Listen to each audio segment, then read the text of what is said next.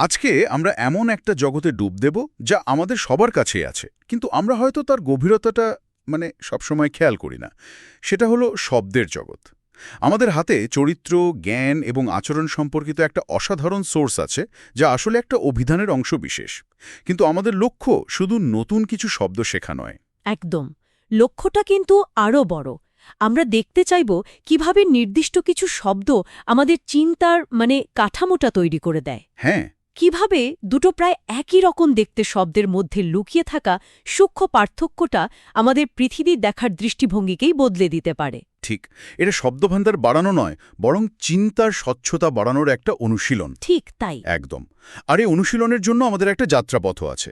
আমরা শুরু করব আমাদের বাইরের জগৎ দিয়ে, কাজ আর উৎপাদনশীলতা। তারপর ধীরে ধীরে ডুব দেব আমাদের ভেতরের জগতে, মন আর স্মৃতি। সেখান থেকে যাব প্রকাশের জগতে, অর্থাৎ কথা ও শব্দে। আচ্ছা। এরপর দেখব গতি আর স্থানের ধারণা, এবং সবশেষে আমরা পৌঁছব এমন কিছু বিমূর্ত ধারণার কাছে যা এই সব কিছুকে এক সুতো বাঁধে। চলুন সেই যাত্রা শুরু করা যাক। চলুন। তাহলে প্রথম ক্লাস্টার, কাজ ও উৎপাদনশীলতা। দেখুন, অলসতা বোঝাতে আমাদের কাছে ইন্ডোলেন্ট আর স্লথফুল দুটো শব্দই আছে। আমি তো এতদিন দুটোকেই প্রায় একই অর্থে ব্যবহার করতাম। এটা অনেকেই করে। কিন্তু সোর্স বলছে এদের মধ্যে পার্থক্য আছে। আবার ডিলেটরি শব্দটাও নাকি এদের থেকে আলাদা। হলো ধরুন কাজ করার প্রতি এক ধরনের সাধারণ অনীহা। যেমন ধরুন রবিবারের দুপুরে খাওয়ার পর আপনার যে কাজ করতে ইচ্ছে করে না, ওটা হলো ইন্ডোলেন্স। এটা অনেকটা মানসিক অবস্থা। আচ্ছা, কিন্তু স্লথফুল শব্দটার মধ্যে একটা শারীরিক জড়তার ভাব আছে। ধীর গতি, কর্মবিমুখতা, যেন শরীর বা মন নড়তেই চাইছে না, এরকম একটা ব্যাপার। একদম।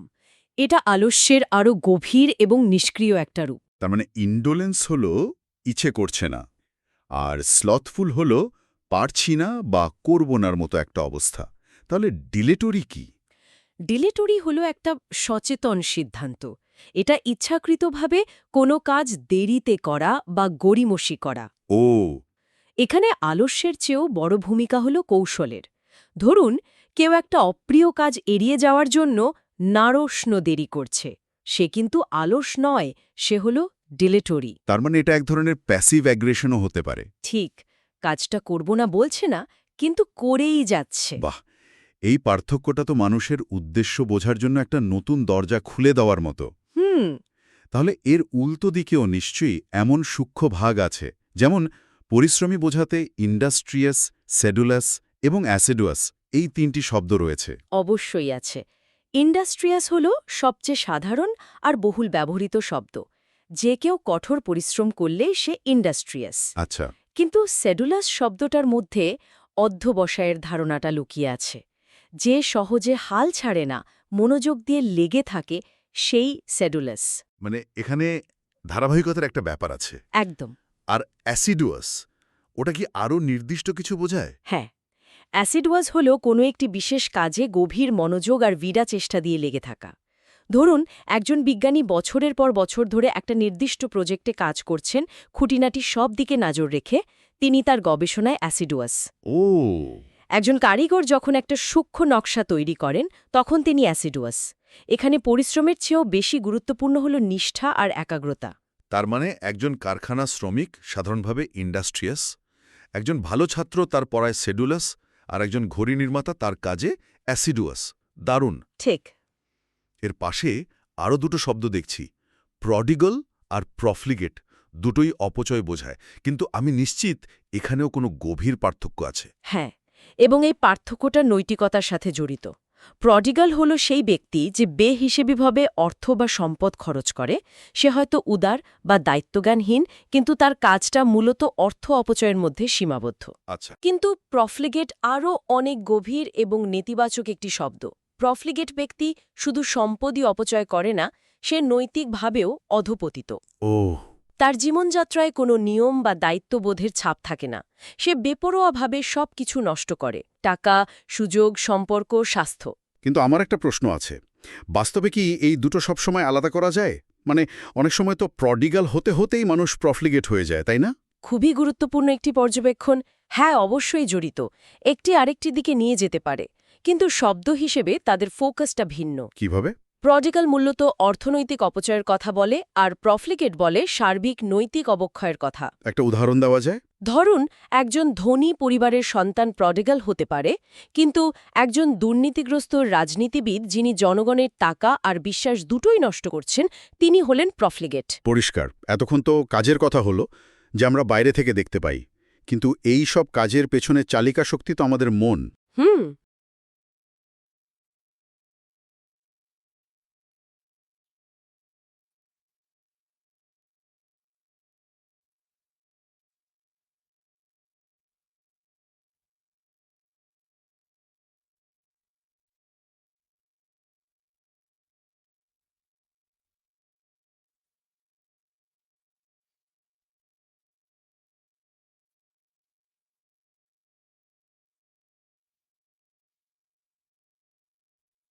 কিন্তু প্রফলিগেট আরও অনেক গভীর এবং নেতিবাচক একটি শব্দ। প্রফলিগেট ব্যক্তি শুধু সম্পদই অপচয় করে না, সে নৈতিকভাবেও অধপতিত। ও, তার জীবনযাত্রায় কোনো নিয়ম বা দায়িত্ববোধের ছাপ থাকে না। সে বেপরোয়াভাবে সবকিছু নষ্ট করে, টাকা, সুযোগ, সম্পর্ক, স্বাস্থ্য। কিন্তু আমার একটা প্রশ্ন আছে, বাস্তবে কি এই দুটো সবসময় আলাদা করা যায়? মানে অনেক সময় তো প্রডিগাল হতে হতেই মানুষ প্রফলিগেট হয়ে যায়, তাই না? খুবই গুরুত্বপূর্ণ একটি পর্যবেক্ষণ। হ্যাঁ, অবশ্যই জড়িত। একটি আরেকটি দিকে নিয়ে যেতে পারে, কিন্তু শব্দ হিসেবে তাদের ফোকাসটা ভিন্ন। কিভাবে? প্রডিগাল মূলত অর্থনৈতিক অপচয়ের কথা বলে আর প্রফলিগেট বলে সার্বিক নৈতিক অবক্ষয়ের কথা। একটা উদাহরণ দেওয়া যায়? ধরুন, একজন ধনী পরিবারের সন্তান প্রডিগাল হতে পারে, কিন্তু একজন দুর্নীতিগ্রস্ত রাজনীতিবিদ যিনি জনগণের টাকা আর বিশ্বাস দুটোই নষ্ট করছেন, তিনি হলেন প্রফলিগেট। পরিষ্কার। এতক্ষণ তো কাজের কথা হলো, যে আমরা বাইরে থেকে দেখতে পাই, কিন্তু এই সব কাজের পেছনে চালিকা শক্তি তো আমাদের মন। চলুন এবার সেই মনের অলিগলিতেই ঢোকা যাক। আমাদের দ্বিতীয় ক্লাস্টার, মন ও স্মৃতি। এখানে একটা পরিচিত শব্দ আছে, রেটিসেন্ট, মানে স্বল্পভাষী। হ্যাঁ। আমার তো এতদিন ধারণা ছিল রেটিসেন্ট আর লাজুক বা শাই দুটো প্রায় একই জিনিস। এটাই একটা সাধারণ ভুল ধারণা। দেখুন, লাজুক মানুষ হয়তো কথা বলতে ভয় পায় বা সংকোচ বোধ করে, কিন্তু রেটিসেন্ট ব্যক্তি নিজের চিন্তা বা অনুভূতি প্রকাশ করতে স্বচ্ছন্দবোধ করেন না। তার মানে তিনি ইচ্ছে করেই নিজেকে গুটিয়ে রাখেন। অনেকটা সেরকম। তার কাছে বলার মতো কথা থাকতে পারে, কিন্তু তিনি তা বলতে চান না। এটা একটা সচেতন সিদ্ধান্ত, সংকোচ নয়। তার মানে একজন আত্মবিশ্বাসী মানুষও কোনো নির্দিষ্ট বিষয়ে রেটিসেন্ট হতে পারেন? যেমন একজন গোয়েন্দা তার কেস নিয়ে কথা বলার সময় রেটিসেন্ট থাকবেন। একদম ঠিক। এটাই আসল পার্থক্য। বাহ! এর সাথে ট্যাসিটোর নামে আরেকটি শব্দের খুব মজার একটা সম্পর্ক আছে, যেটা আমরা কথা বলার অংশে গিয়ে আরও বিস্তারিত আলোচনা করব। আচ্ছা। তবে আপাতত মনের অন্য দিকগুলো দেখি, যেমন রিটেনটিভ আর তার বিপরীত ওব্লিভিয়ান। রিটেন্টিভ মানে যা স্মৃতিশক্তি ভালো, আর ওব্লিভিয়ান মানে বিস্মৃতি বা ভুলে যাওয়ার অবস্থা। আর মেমনিক তো আমরা সবাই ব্যবহার করি, কিছু মনে রাখার জন্য তৈরি করা কোনো সূত্র বা কৌশল। হুম। কিন্তু আমার আগ্রহ পেন্সিভ আর ইন্ট্রোস্পেক্টিভ শব্দ দুটো নিয়ে। দুটোই তো চিন্তাশীলতা বোঝায়। হ্যাঁ, কিন্তু দুটোর দিক সম্পূর্ণ ভিন্ন। এই পার্থক্যটা খুব জরুরি। একজন কবি হয়তো বৃষ্টি দেখে পেন্সিভ বা চিন্তামগ্ন হতে পারেন। তিনি বৃষ্টির সৌন্দর্য, তার বিষণ্ণতা বা বাইরের জগৎ নিয়ে ভাবছেন। তার ভাবনার কেন্দ্রবিন্দুটা বাইরে। আচ্ছা। কিন্তু একজন দার্শনিক সেই বৃষ্টির অনুভূতি তার নিজের জীবনে, তার স্মৃতিতে বা তার অস্তিত্বে কী প্রভাব ফেলছে তা নিয়ে ইন্ট্রোস্পেক্টিভ হবেন। তার মানে নিজের ভেতর তাকানো। একদম। ইন্ট্রোস্পেকশন হলো আয়নার মতো নিজের ভেতরের দিকে তাকানো, নিজের চিন্তা আর অনুভূতিকে বিশ্লেষণ করা। একটির দৃষ্টি বাইরের দিকে, অন্যটির ভেতরের দিকে। তাহলে পেন্সিভ হওয়াটা এক ধরনের পর্যবেক্ষণ, আর ইন্ট্রোস্পেক্টিভ হওয়াটা এক ধরনের আত্মবিশ্লেষণ। এই ব্যাপারটা জানা থাকলে তো আমরা মানুষের চিন্তার ধরনটাই আরও ভালোভাবে বুঝতে পারব। ঠিক। মন থেকে এবার প্রকাশে আসা যাক। আমাদের ভেতরের চিন্তা তো কথাই রূপ নেয়। আমাদের তৃতীয় ক্লাস্টার, কথা ও শব্দ। হুম। আপনি একটু আগে বলছিলেন রেটিসেন্ট আর ট্যাসিটার্নের পার্থক্যের কথা। আমাদের সোর্সে ট্যাসিটার্নের মানেও লেখা স্বল্পভাষী। তাহলে আসল খেলাটা কোথায়? আসল খেলাটা হলো স্বভাব আর সিদ্ধান্তের মধ্যে। আমরা যেমন আলোচনা করলাম, রেটিসেন্ট হলো সেই ব্যক্তি যে বিশেষ কোনো পরিস্থিতিতে বা বিষয়ে কথা বলতে অনিচ্ছুক। এটা তার সিদ্ধান্ত। রাইট। কিন্তু ট্যাসিটার্ন হল সেই ব্যক্তি যার স্বভাবটাই চুপচাপ থাকা। সে প্রকৃতিগতভাবেই কম কথা বলে। তার কাছে হয়তো বলার মতো বিশেষ কিছু নেই, বা সে কথা বলার প্রয়োজনই বোধ করে না। ও, আমার এক ছাত্র ছিল, ক্লাসে একদম চুপ করে থাকত। আমরা সবাই তাকে ট্যাসিটার্ন ভাবতাম। পরে জানতে পারলাম সে আসলে তার মাতৃভাষায় কথা বলতে বেশি স্বচ্ছন্দ, তাই বাংলা ক্লাসে সে রেটিসেন্ট থাকত। এই দুটো শব্দের পার্থক্যটা সেদিন আমি হাতে কলমে বুঝেছিলাম। তার মানে আমরা যাকে ভুল করে অহংকারী বা লাজুক ভাবছি সে হয়তো আসলে রেটিসেন্ট বা ট্যাসিটার্ন। হতে পারে। আচ্ছা, এর ঠিক উল্টো দিকে আছে লোক্রেশিয়াস, মানে বাচাল, আর তার পাশেই আছে ভার্বোজ। এই দুটোর মধ্যে তফাৎ কি? বেশি কথা বলাই তো দুটো। না, ঠিক তা নয়। একজন লোকোয়েশিয়াস ব্যক্তি অনেক কথা বলেন, কথা বলতে ভালোবাসেন। তিনি হয়তো একজন দারুণ গল্পকার হতে পারেন, যার কথার ঝুলি কখনো শেষ হয় না। তার সঙ্গ আনন্দদায়ক হতে পারে। হ্যাঁ, কিন্তু একজন ভার্বোজ ব্যক্তি প্রয়োজনের চেয়ে অনেক বেশি শব্দ ব্যবহার করেন। তিনি সহজ একটা কথাকে অপ্রয়োজনীয় আর ভারী শব্দ দিয়ে জটিল করে তোলেন। পাণ্ডিত্য দেখানোর জন্য। একদম। তার লক্ষ্য কথা বলা নয়, পাণ্ডিত্য দেখানো। একজন ভালো বক্তা লোকোয়েশিয়াস হতে পারেন, কিন্তু একজন আমলা তার রিপোর্টে ভার্বোজ হতে পারেন। চমৎকার উদাহরণ। এবার আসি শব্দের গুণমান নিয়ে। ক্যাকাফোনি আর ইউফোনিয়াস দুটো শব্দ শুনলেই তাদের অর্থটা আন্দাজ করা যায়। একটা কর্কশ, অন্যটা সুমধুর। ঠিক। ক্যাকোফোনি হল বিভিন্ন বেসুরো ও কর্কশ শব্দের মিশ্রণ, যা কানে শুনতে খারাপ লাগে। যেমন? কোনো ব্যস্ত বাজারের কোলাহল বা একসাথে অনেকগুলো গাড়ির হর্ন। একদম। আর ইউফোনিয়াস হল শ্রুতিমধুর শব্দ বা শব্দগুচ্ছ, যেমন একটি সুন্দর কবিতা আবৃত্তি বা বাঁশির সুর। এর সাথে আমাদের সোর্সে আরও দুটো শব্দ আছে, রেজোন্যান্ট আর সোনোরেস। এগুলো তো শব্দের গভীরতা বোঝায়। হ্যাঁ, রেজোনেন্ট হল সেই শব্দ যা প্রতিধ্বনিত হয় বা অনুরণিত হয়। একটা বড় গির্জার ঘণ্টার শব্দ রেজোনেন্ট হতে পারে, কারণ তা অনেকক্ষণ ধরে বাতাসে কাঁপতে থাকে। আচ্ছা। আর সোনোরেস মানে গভীর, গম্ভীর ও জোরালো, যেমন একজন বিখ্যাত বাঁচকের ভরাট কণ্ঠস্বরকে সোনোরাস বলা হয়। তার মানে রেজোন্যান্ট হল শব্দের স্থায়িত্ব আর কম্পন, আর সোনোরাস হল শব্দের গভীরতা আর ওজন। ঠিক ধরেছেন। আমরা কাজ, মন আর কথা পেরিয়ে এসেছি। এই সবগুলোই তো ঘটে কোনো একটা স্থান আর কালের মধ্যে। তাই আমাদের পরের ক্লাসটার গতি এবং স্থান। এখানে কনভার্জ আর ডাইভার্জ শব্দ দুটো বেশ সোজা সাপটা, একত্রিত হওয়া আর পৃথক হওয়া। অর্থটা সোজাসাপটা হলেও এর প্রয়োগ কিন্তু অসাধারণ। দুটো রাস্তা যেমন কনভার্জ করতে পারে, তেমনি দুটো নদীর স্রোতও পারে। আবার ধরুন, কোনো কনফারেন্সে সারা বিশ্ব থেকে বিজ্ঞানীরা এসে কনভার্জ করেন। চিন্তাধারাও তো পারে, তাই না? অবশ্যই। দুটো ভিন্ন রাজনৈতিক চিন্তাধারাও সময়ের সাথে সাথে কনভার্জ করতে পারে। এর ব্যবহার পদার্থবিদ্যা থেকে সমাজবিজ্ঞান পর্যন্ত বিস্তৃত। আমার খুব পছন্দের একটা শব্দ হলো মিয়ান্ডার।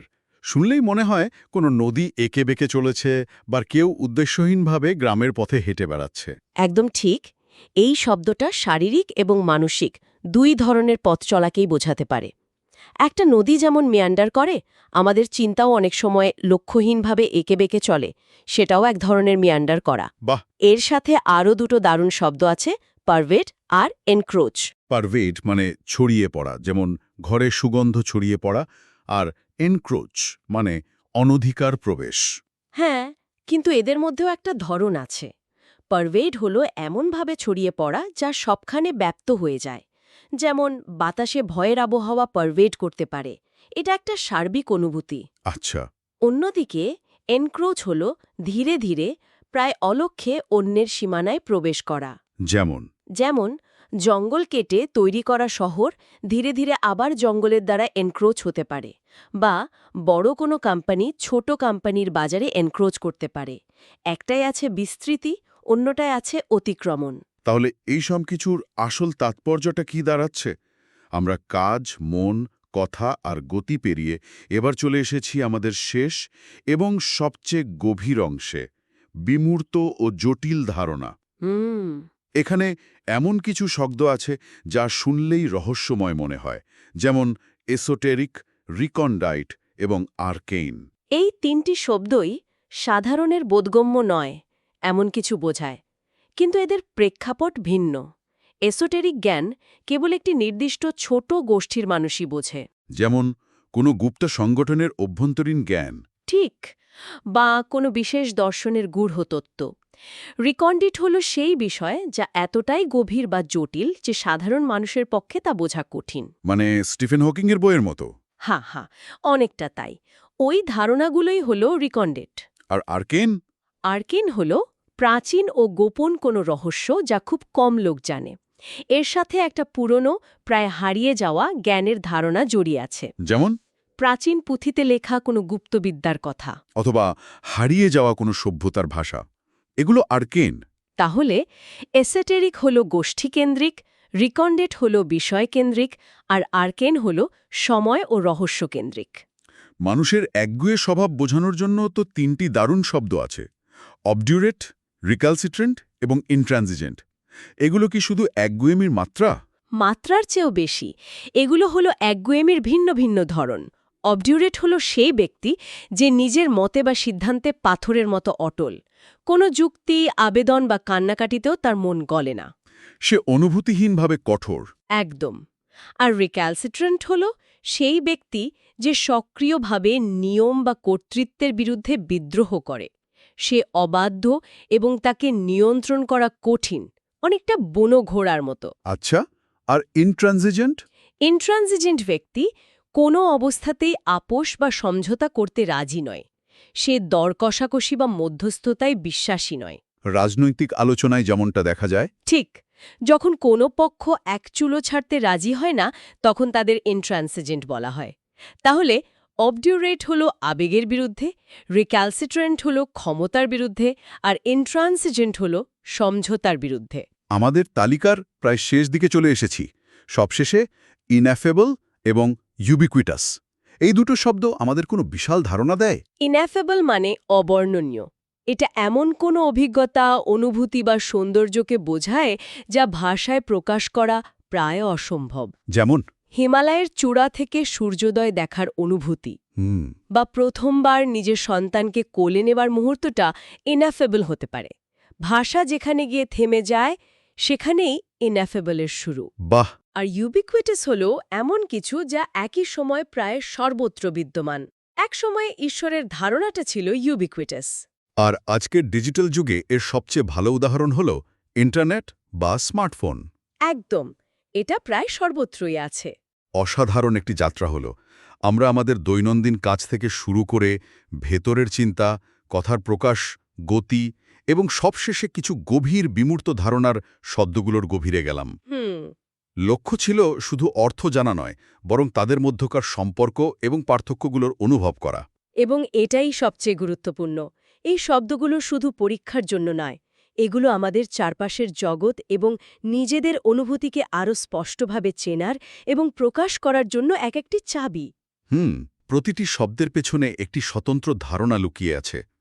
এই পার্থক্যগুলো ধরতে পারা মানে আমাদের চিন্তার জগতেও আরও স্বচ্ছতা আসা। একদম, যা আমাকে একটি শেষ ভাবনার দিকে নিয়ে যাচ্ছে। বলুন।